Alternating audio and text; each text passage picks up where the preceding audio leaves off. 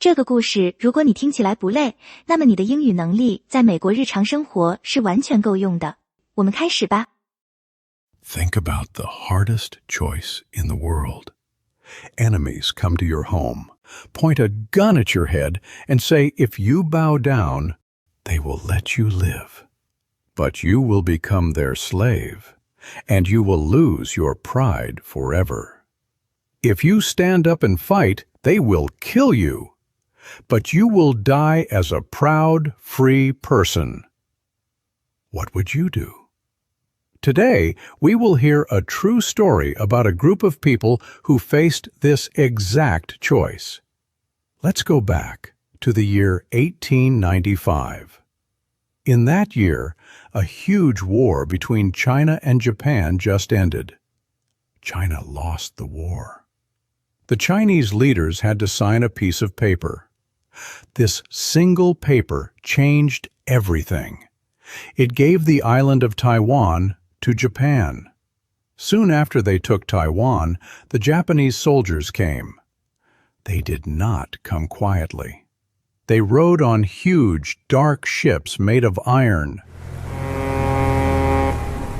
The dark ships sounded like roaring monsters. They looked very strong. The people who lived in Taiwan had a hot fire in their hearts. Many Han Chinese people and the native mountain people did not want the Japanese there. They decided to fight back. But the fight was not fair. The Han Chinese and the native people only had old, simple guns. Some only had long wooden spears. They stood up to fight the Japanese soldiers anyway. The Japanese soldiers had new, fast guns and big cannons that shook the ground. The fight was very short. The people of Taiwan lost quickly. After they lost, the Japanese soldiers took the towns at the bottom of the mountains. But they did not stop there. They looked up at the high, dark green mountains. They wanted what was inside the deep forests. They wanted the special wood and the minerals in the ground. Most of all, they wanted the red cypress trees. The red cypress is a very special tree. It grew deep in the dark green forests of Taiwan. The wood smells sweet and clean. The Japanese people loved this wood, and they wanted to use it to build their holy temples back in Japan. To the Japanese leaders, this red cypress wood was more important than anything. They looked at the trees and said that this sweet-smelling wood was worth much more than human lives. So the Japanese army started to march up. They marched deep into the thick, dark forests with their heavy guns. But the Japanese did not know a hard truth. You cannot steal a hunter's home without paying in blood. Deep inside these high mountains lived the Seediq people. It was a beautiful place, like a world hidden from everyone else. The Seediq people were proud hunters who lived by hunting animals in the deep woods. They had their own language, and they had their own strong beliefs. The Seediq men were proud warriors. They cared about honor more than anything in the world. They had a strict rule when they fought enemies.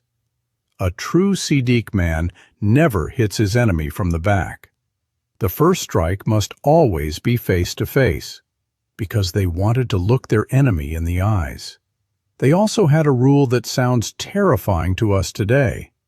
To them, the highest form of hunting was head hunting. They called it a blood sacrifice to the spirits of their grandfathers. It sounds scary, but to them, it was the only way to show they owned the land. When a Seediq man cut off an enemy's head, he proved his power. Only the men who did this could get a special mark on their faces. This mark was a tattoo. With this tattoo on his face, a boy became a real man. He became a Seediq Bale, which means a true person. If a man had many enemy heads, he had great honor, and everyone in the village respected him. Because he was so strong, he had the power to choose any woman he wanted to marry. If he was strong and brave, he could even become the leader of his whole village. In the mountains, the Seediq people were not just one big family. They were divided into many small villages. These villages fought each other all the time. They fought over the hunting grounds because the hunting grounds gave them food and life. For many years, these villages were enemies to each other, and they killed each other in the woods. But even in these bloody woods, they kept one iron rule. This rule would later save many lives. The Seediq people often traded goods with the Han Chinese people who lived lower on the mountain. They liked the Han people and needed their salt and iron. The iron rule was this: even if two Seediq enemies met inside a Han Chinese shop, they could not fight. They could never kill each other on Han Chinese land. They must keep the peace there. Now, let's talk about one special village. In this village, a young man named Mona Rudao lived. He was the son of the village leader. Mona was strong, brave, and a great fighter. Everyone knew he would be the next leader. One day, Mona's village was full of joy. It was Mona Rudao's wedding day. The whole village came out to celebrate. People were singing loudly and dancing in circles.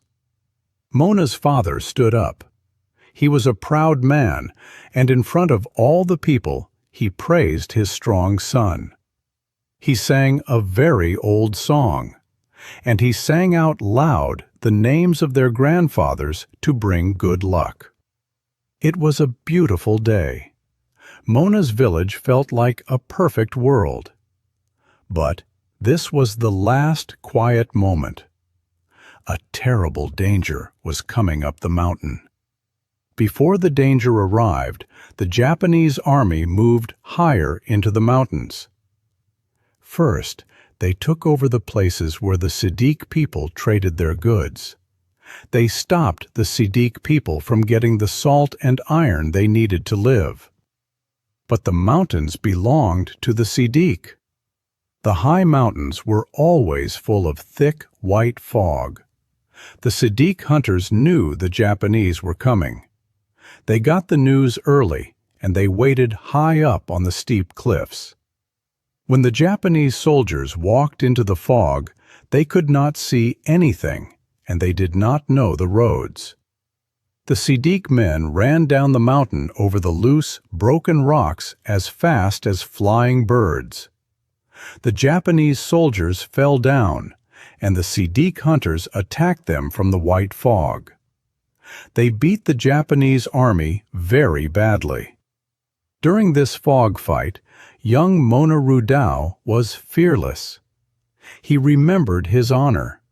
He did not hide in the back, but ran straight to the front. He ran right at a Japanese officer. Face to face, he cut off the officer's head. He proved he was a true Seediq Bale. The Japanese commander's face turned red with anger. He knew he could not beat the Seediq people in the fog and the rocks. So he changed his plan. He used a trick. He knew the Seediq villages hated each other. He found an enemy Seediq village. The leader of this enemy village was named Tamu. Ever since Tamu was a little boy, he hated Mona. He once yelled that he would kill Mona. The Japanese commander gave Tamu money and gifts. He bought Tamu's help, and Tamu agreed to help the Japanese fight Mona. Soon after this, the trick worked. One night, Mona and his young friends went to visit another village. They went to trade goods and drink wine. They were happy and laughed a lot. But Timu's people were hiding and waiting. Late at night, Timu's people made Mona and his friends drink a lot of wine. When Mona's friends were very drunk and sleeping, the enemy men took out their knives. They suddenly started to kill them. Mona woke up. He fought hard. He ran away. He ran into the dark woods. He lived, but he had to run. After Mona ran away, things got much worse. The Japanese army came with full power. They brought long guns and many bombs. They chased the Seediq people everywhere in the mountains. The Seediq only had bows, arrows, and simple spears. It was raining very hard. The rain hit the leaves. The ground was wet and soft. One group of Japanese soldiers went into Mona's village. It was very muddy. The Seediq people could not fight back against the big guns. They kneeled in the mud like quiet sheep waiting to die. The Japanese soldiers shot them with no pity. Then the Japanese put up their flag. It was a white flag with a bright red sun, and they hung it high on the village tower. In the fight, Mona's father was shot. He was bleeding very badly, and he was going to die. Mona put his dying father on his back. He ran deep into the dark forest.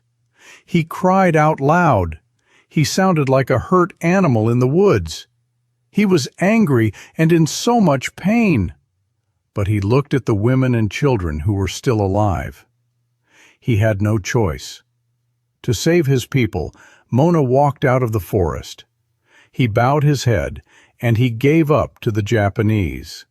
Then 35 years passed. 35 long, dark years. In those dark years, the Japanese built a big center town in the mountains. They called it Wushe. They built a school for the children. They built a post office for letters. They built a hospital for sick people. They built stores to buy things. But this beautiful town was just a lie. They wanted the world to think they were bringing a good, clean life to the wild mountain people.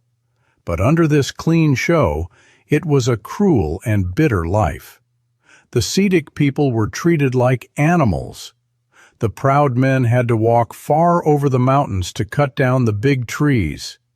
They had to cut the wood the Japanese wanted.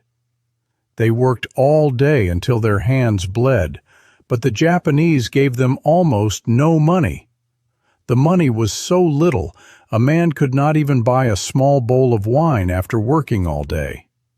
The red cypress tree was very expensive to the Japanese. If a Seediq young man carried the heavy wood and accidentally hurt the tree bark, the Japanese police would hurt him. There was a cold and cruel Japanese police officer. He stood in front of everyone and beat the Seediq boys with a heavy stick. This mean officer was very proud, and he looked down on the Seediq. He raised his stick high. He yelled out loud, "If I beat you, it does not count as beating. Even if I kill you, you just have to take it." The Seediq women had a very sad life, too. Most of them had to leave their homes. They went to work inside the houses of the Japanese people who moved to Taiwan. The women washed the clothes and cleaned the floors. The Japanese people called them dirty names. They treated the women like they were nothing. Even the children suffered in the new town. In the Japanese school, Seediq children could be the smartest in the class. But when they grew up, they only got the hard, heavy jobs. If a Seediq man worked very hard and became a low-level police officer, he got the lowest pay, and his Japanese police friends always laughed at him. There was a little Seediq boy. One day the school had a running race. The little boy ran very fast and beat a Japanese boy. His Japanese master was very angry. The master beat the little boy to the ground again and again. The boy's face was covered in red blood just because he ran fast. While the young people suffered, time kept moving. Mona Rudao was an old man now. His hair was white, and he was the leader of his village. The Japanese cut down so many trees that the forest was dying. The animals ran away. The Seediq lost their hunting grounds. They had no place to hunt freely. One day, old Mona took some men deep into the mountains to hunt. They walked far into the woods. Suddenly, they met the hunters from the enemy village. They were Timu's people. They were still enemies. They pulled out their knives and guns. They were ready to fight and kill each other right there. Then, a small voice came from the trees. A little Japanese boy walked out. He looked at the angry men with guns, but he was not afraid at all. He said a few simple words in Japanese. The boy's words meant nothing. But seeing this safe little boy broke their hearts. They finally understood the hard truth. The forest did not belong to them anymore. The animals did not belong to them anymore. The land belonged to the Japanese. Mona put his gun down. He turned around. Every single day, old Mona lived with this heavy, heavy shame. Mona was not the only one feeling lost. Not far away, there were two young men, two brothers named Ichiro and Jiro. They were Seediq people, but they worked as Japanese police officers. They wore neat Japanese clothes, spoke perfect Japanese, and lived a Japanese life. But inside, their blood was still Seediq. They wanted the new, modern life with good schools and hospitals, but they could not forget the spirits of their grandfathers. It was a very hard life for them. Their hearts were broken in two. The Japanese police looked at them and thought they were just wild people. The Seediq people looked at them and called them Japanese dogs. They had a terrible problem. They loved their Seediq blood, but they also thanked the Japanese masters who gave them books and jobs. If they helped the Seediq, they had to kill their Japanese friends. But if they helped the Japanese, they had to shoot their own Seediq brothers. They could not do this, but they could not do that either. Any choice they made felt like a terrible crime. Ichiro and Jiro did not know who they were anymore. They were completely lost. The Japanese pushed and pushed. They thought the Seediq were just broken dogs. But the mountain was like a dark bomb. It only needed one tiny spark. The anger in the village was growing every day. Finally, one day, there was a big party in the village. A young man and woman were getting married. The village killed a pig and a cow. They wanted to have a good time. The mean police officer walked by to look at them. Mona Rudao's oldest son was a nice young man. He wanted to show respect. He took a cup of wine and walked to the officer. He smiled and offered the wine to the officer. But the officer looked at the son's hands. They had blood on them from the pig. The officer thought he was dirty, so he hit the cup away. The wine spilled. Then the officer hit Mona's son in the face with his heavy stick. The Seediq people saw this, and they were so angry. All the men jumped on the officer. They beat the police officer very hard.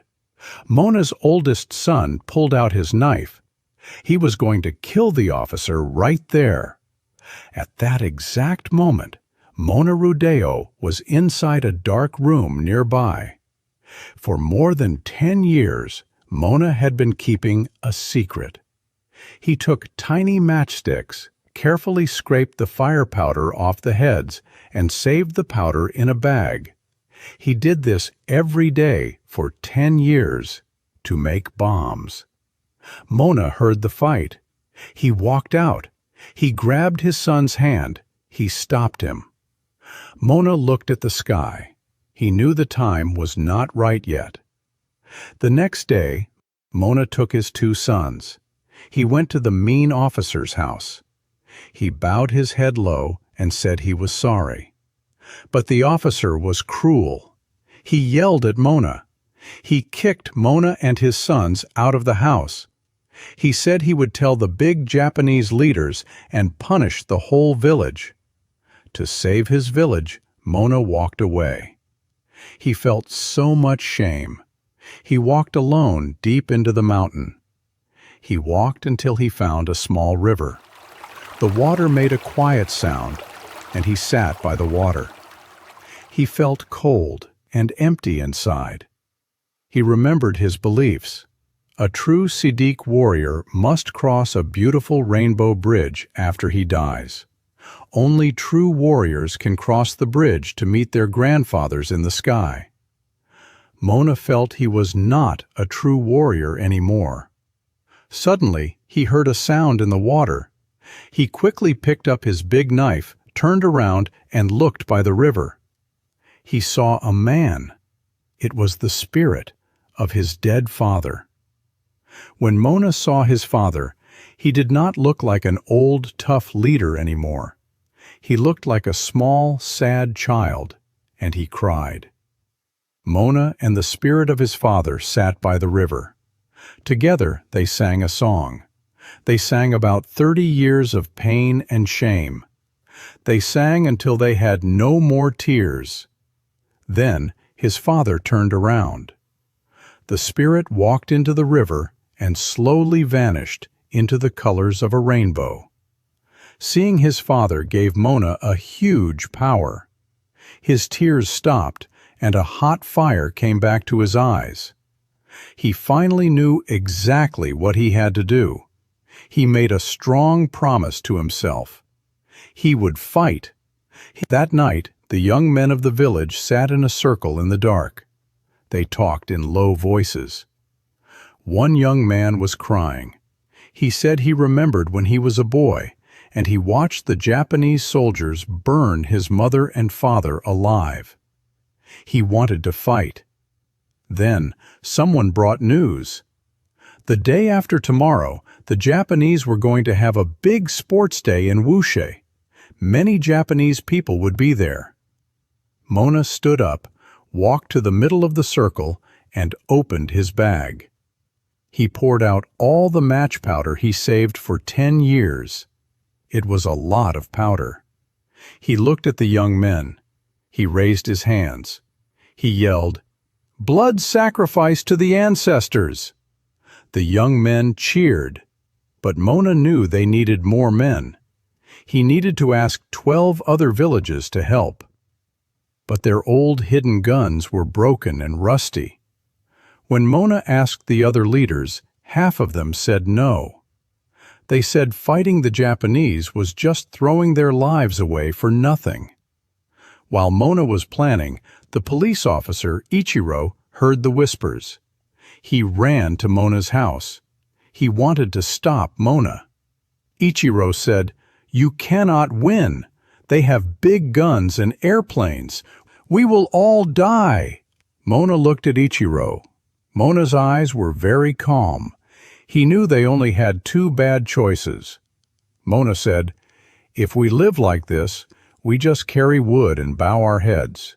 We will not have our face tattoos. When we grow old and die, we cannot walk on the rainbow bridge.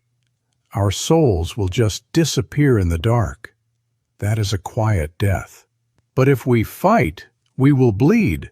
Our bodies will die, and our village will burn. That is a bloody death." Mona stood tall. "I know we will die, but I choose the bloody death. I do not fight to win.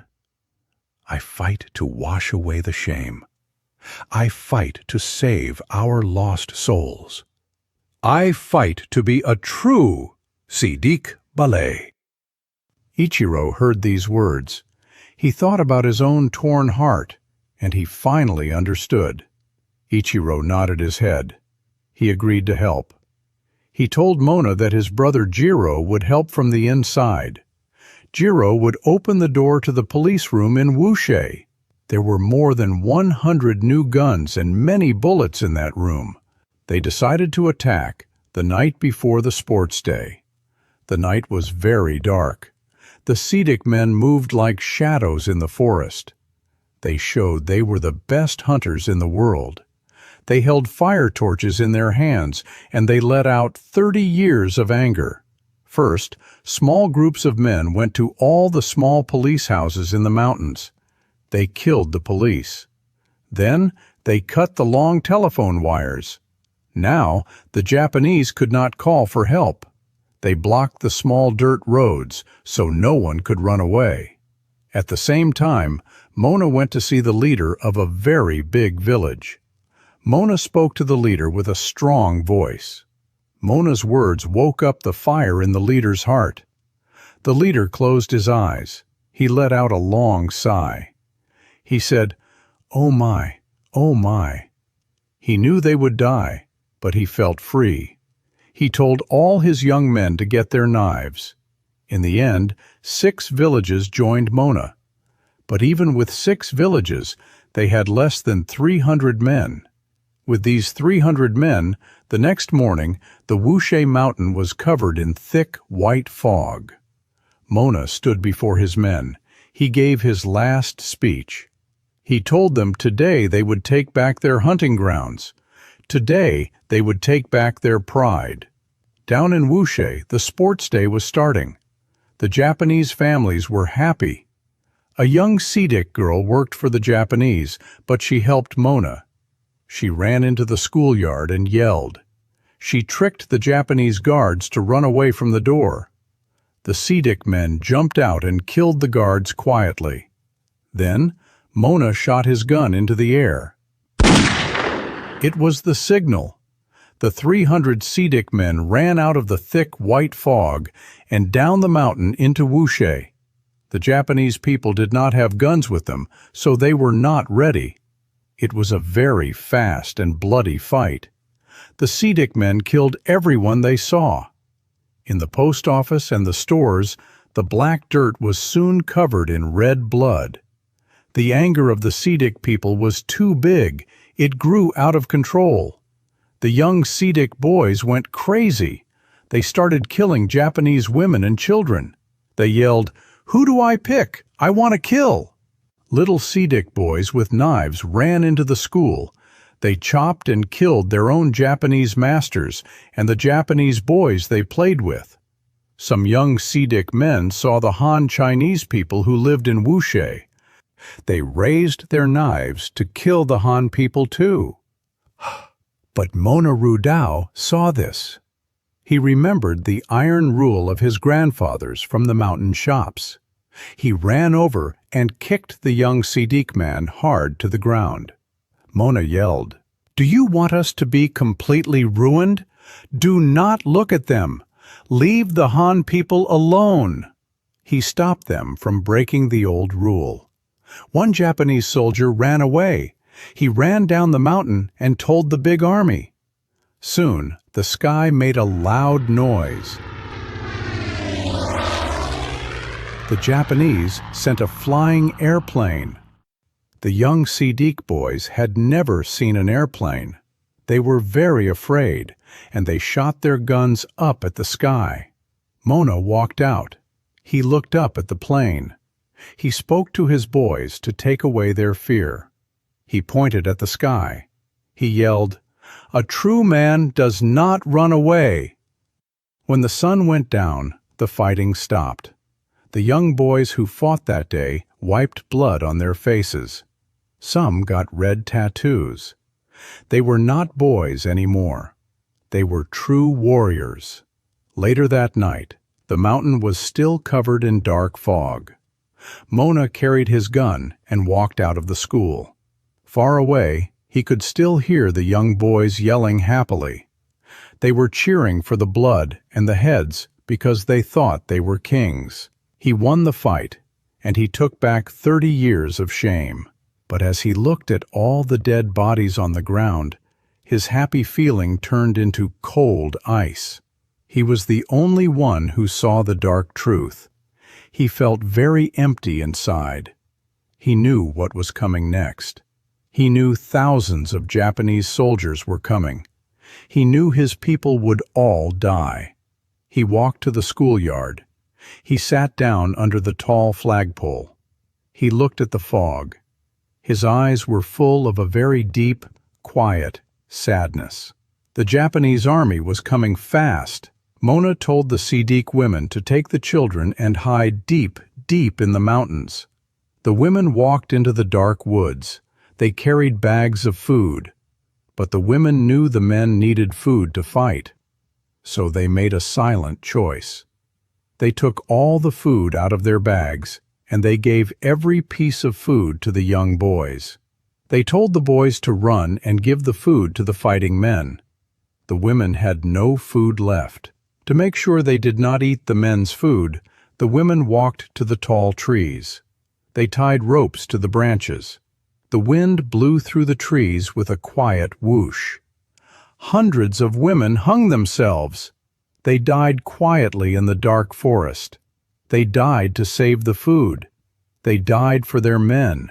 The women made their dark choice. But deep in the same woods, someone else was facing an even worse nightmare. Not far away in the dark woods, the two brothers, Ichiro and Jiro, were making their own choice. They could not kill the Japanese, and they could not kill the Seediq. There was only one way out. Ichiro gave his little baby a piece of sweet candy. His wife sat on a rock. She calmly brushed her hair to look beautiful for the last time. Then Ichiro took his short knife. He killed his wife. He put his hands over his baby's mouth until the baby died. He cried. Then he took his knife and cut his own stomach open. He died the Japanese way, to give his life back to his Japanese teachers. Jiro watched his brother die. Jiro did not stop him. The forest was deadly quiet. Jiro turned around and walked away. He went to die his own way, like a proud Seediq, to give his soul back to his grandfathers. While these sad things happened in the woods, the big battle continued. The Japanese army had thousands of strong men, but the 300 Seediq hunters fought them in the rocks and trees. They beat the Japanese back many times. The Japanese commander was very angry and ashamed. He decided to break the rules of war. He brought special bombs. These bombs were filled with poison air. When the bombs blew up, the bad air spread in the woods. The Seediq people breathed it in. They started to throw up. Their skin burned. They were in so much pain that many Seediq men took their own guns and killed themselves to stop the pain. The Japanese commander also put up a lot of money. He said he would give a huge reward to anyone who brought him Mona's head. Timu, the leader of the enemy village, wanted the money. He put a Japanese flag on his back. He took his men to hunt Mona's people, and they killed their own Seediq brothers. One night, Timu was walking in the deep forest looking for Mona. He looked up. His eyes grew wide. He saw the bodies of the hundreds of Seediq women hanging from the trees. Timu stopped. He saw how strong and brave these women were, choosing to die so their men could fight. He felt a cold, terrible pain in his chest. He fell to his knees on the dark dirt. His soul was completely crushed. He understood something very sad. He could get all the Japanese money, but his village had already lost. They lost their true Seediq souls. He knew he was doing a very bad thing. He was just a dog for the Japanese. He cried and threw his bloody gun on the ground. But he was the leader of his village. To keep his own people alive, he had to keep fighting for the Japanese. In the end, Timu and all his fighters met the true Seediq warriors in the woods. There was a big fight. Timu and all his men were killed. After Timu died, the Japanese army stopped using tricks. They brought huge cannons. They shot fire bombs into the mountains. The whole forest was burning. The Japanese commander looked at the fire. He thought all the Seediq people were dead. But he was wrong.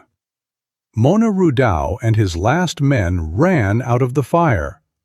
They stood on a long wooden bridge. The Japanese soldiers stood on the other side. The two sides looked at each other. The Japanese commander yelled out. He said if they put down their guns, he would let them live. Mona stood tall on the bridge. He took a deep breath. He looked at the commander. He yelled back, "The Seediq people can die in battle, but we will never lose our souls." The fighting started again, and it went on until there were only 6 Seediq men left alive. The Japanese airplanes dropped papers from the sky. The white papers fell like cold snow over the red blood and the black dirt. The papers told them to give up. Mona looked at the papers, but he did not even pick one up to read it. He looked at his last men and gave them 3 choices. They could give up, they could kill themselves, or they could keep fighting. Then Mona smiled. He looked away from the white papers and looked up at the open blue sky. He said, "I am going to the Rainbow Bridge first." He turned his back to the battle, walked alone into the dark trees, and climbed up to the highest mountain peak. The last men watched him go. Then they took their guns and killed themselves. The war was over. The Japanese commander stood in the mountains. He stood under a beautiful tree with red cherry blossoms. He looked at the quiet forest. He felt very confused. He asked himself a question. Why did thousands of his best soldiers have such a hard time fighting 300 wild men? The Seediq men had a brave, fearless spirit. Long ago, the Japanese warriors had a spirit like this too, but his own people lost it 100 years ago. Why did he find it here, in the dark mountains of Taiwan? 太棒了，你把故事听完了，你离英语自由又近了一步。欢迎加入频道会员，支持频道发展。会员可获得影片的中英文对照学习资料、跟读练习视频、影片、MP3 文件等福利。这里是像学母语一样学英语频道，我们下个视频见。